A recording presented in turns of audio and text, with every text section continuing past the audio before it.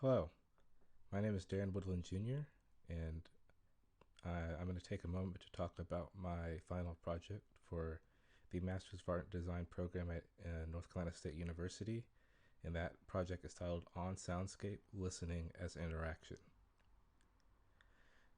So for me, On Soundscape was really about the knowledge base around sound as a form of interaction in audio recording techniques, the use of sound in extended reality. So that's virtual reality, augmented reality, and mixed reality, and sort of combining these knowledge bases in sound and this sort of extension of oneself into digital media as a way to sort of communicate ideas or experiences or emotions.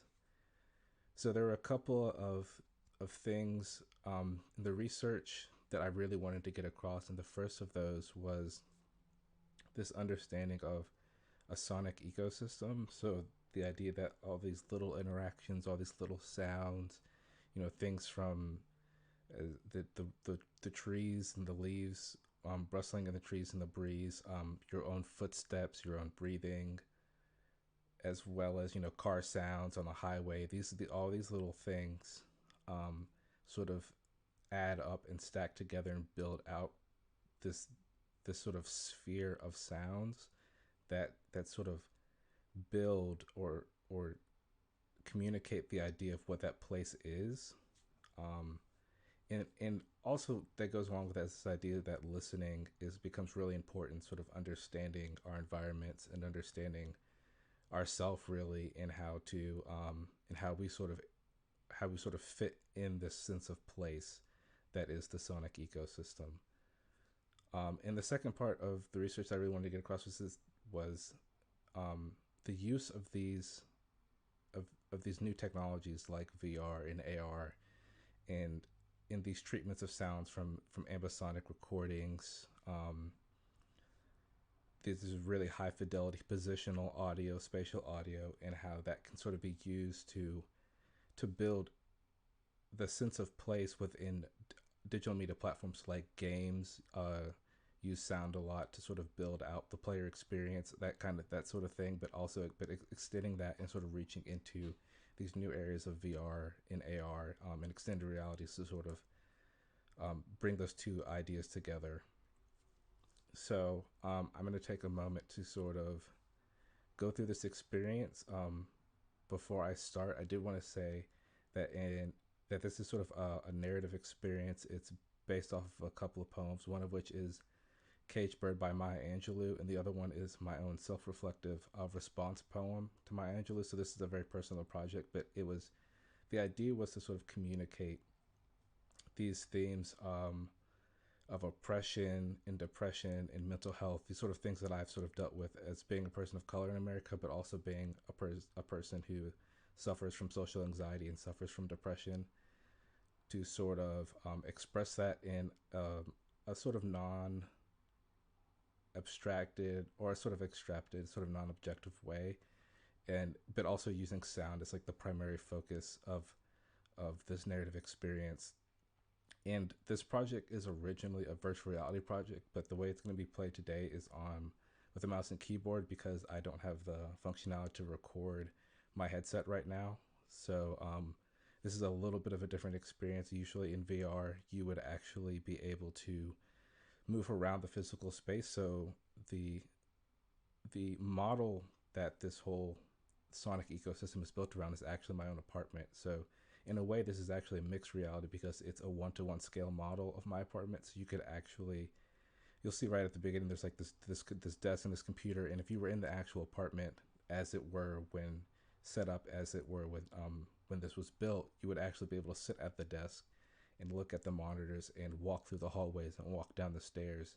And that's because, and the reason I did that is really because these sonic experiences are really like embodied experiences.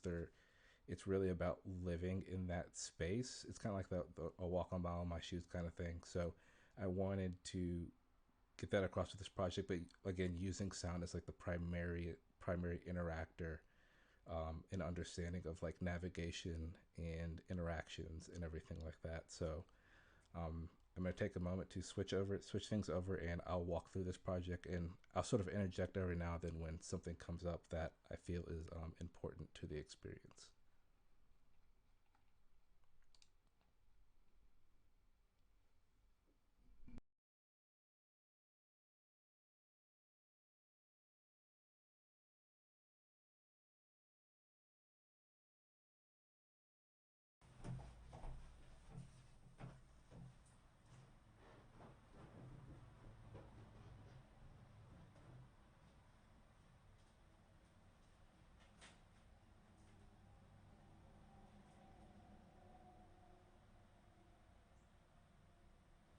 A free bird leaps on the back of the wind and floats downstream till the current ends, then dips his wings in the orange sun rays and dares to claim the sky.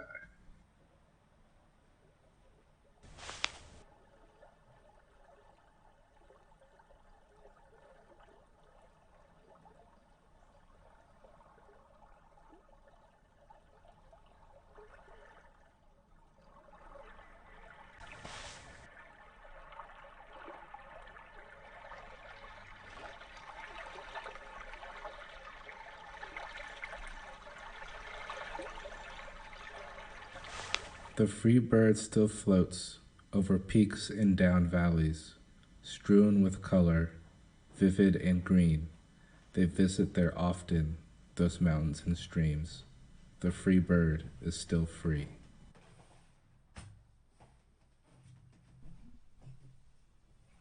So this is kind of something that's pretty key to this experience.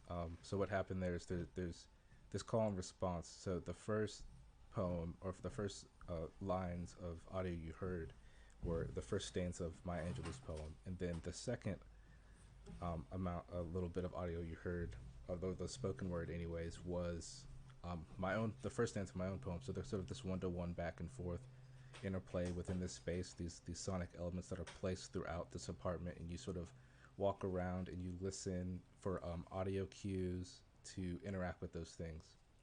In this first instance, that audio cue was the sound of that stream, and this really is just like playing on these literary elements, like using visual imagery or using memory and rhythmic entertainment to sort of build out this narrative. So in the first stanza, there's this line about mountains and streams. You know, they visit there often, those mountains and streams. So that was like the stream that sort of led you to that moment or to that line of poetry that you heard. So that's sort of that was kind of a big part of the research, was like, how do you sort of use these tools in psychology and literary elements like visual imagery, like memory, um, different parts of music and sound, like rhythm and pitch, and how you sort of like put those things together to create this narrative experience. So I'm gonna. It can be a kind of a long experience. I'm not gonna go through every single um, little moment of audio throughout the experience, but I'm gonna walk around this space a little bit and just let you listen to what it sounds like. We might bump into some other audio events as I go along, but just so you can sort of see the space and get a feeling for how everything is sort of built.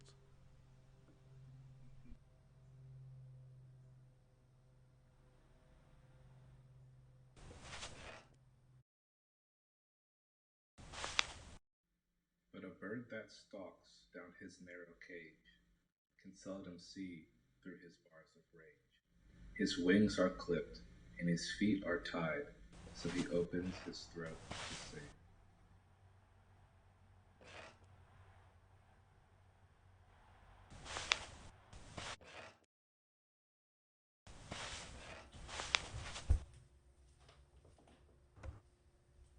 The free bird thinks of another breeze, and the trade winds soft through the sighing trees, and the fat worms waiting on a dawn bright lawn, and he names the sky his own.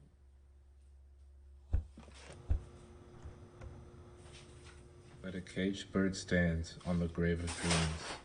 His shadow shouts on a nightmare scream. His wings are clipped, and his feet are tied, so he opens his throat to sing.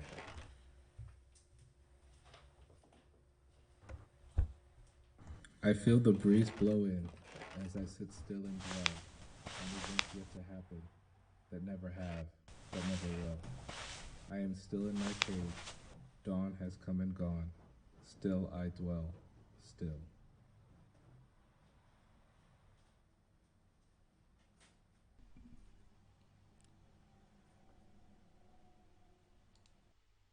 Great. So that was on Soundscape listening as interaction. And thank you for watching this video. And I just wanted to, again, take a moment to sort of explain this in just in case, when if anybody sort of reads the paper and wants to get a feeling for this experience, what it was like, what all the parts of the research meant, and how everything was put together. So again, thank you.